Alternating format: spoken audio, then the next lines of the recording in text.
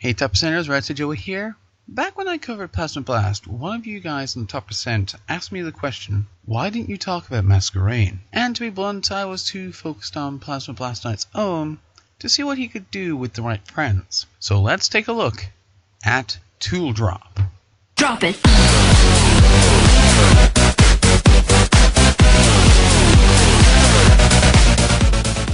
Now I know I started this episode talking about Masquerain, but I feel it's traditional to talk about a deck's main attacker first. So here he is, the Plasma Storm Trubbbish. And to narrow it down even further, card 65 out of 135, seeing as we receive 3 Trubbishes in Plasma Storm. Trubbishes? Trubbi? Is Trubbish the plural of Trubbish? I'm getting sidetracked. The Trubbish in question is a basic psychic type with 70 hit points, a weakness to psychic, a tree cost of 2, and 1 attack, Tool Drop, which for a psychic and a colorless deals 20 damage for each Pokemon tool card in play, counting both yours and your opponent's.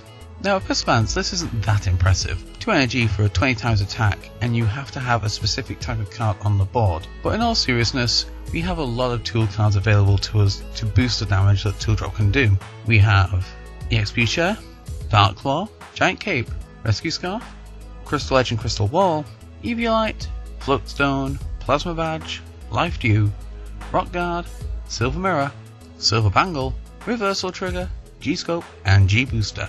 Now some of those seem like they'd only work on specific Pokemon, but the tools don't stop themselves from being attached to any Pokemon. It's just that if they're attached to the wrong Pokemon, you don't get their effect. Now from that list I think it's easy to see which tools are most beneficial to us in general. We have the Silver Mirror, which stops Plasma Pokemon from hurting us. We have the Silver Bangle to deliver extra damage, and we have EXP Share, which allows us to keep energy in play when we lose a Trubbish. So having the tools isn't too hard, but what about getting them onto Pokemon? You can only have 6 Pokemon out, and with 6 Pokemon you can have 6 tools, meaning that your maximum damage is 120. Or is it?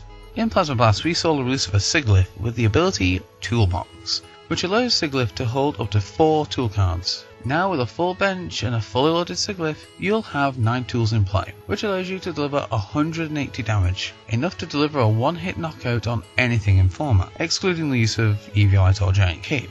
But we can't just put the tools on our Pokemon in any old fashion. As the game progresses, you might want a tool that's attached to one Pokemon attaching to a different one. Now we finally talk about Masquerain and its ability, Tool Reversal. Tool Reversal allows you to take any Pokemon tools attached to your Pokemon and add them back to your hand. This effectively gives you the opportunity to rearrange your Pokemon tools as often as you like. This is crucial for being able to apply pressure and defend yourself as the game progresses. If all of your opponent's Pokemon are Plasma Pokemon, then there's very little point keeping an EXP Share attached to a Trubbish when you can rearrange your tools and have Trubbish equipped with the Silver Mirror, which allows you to prevent Trubbish from being hit by any Plasma Pokemon.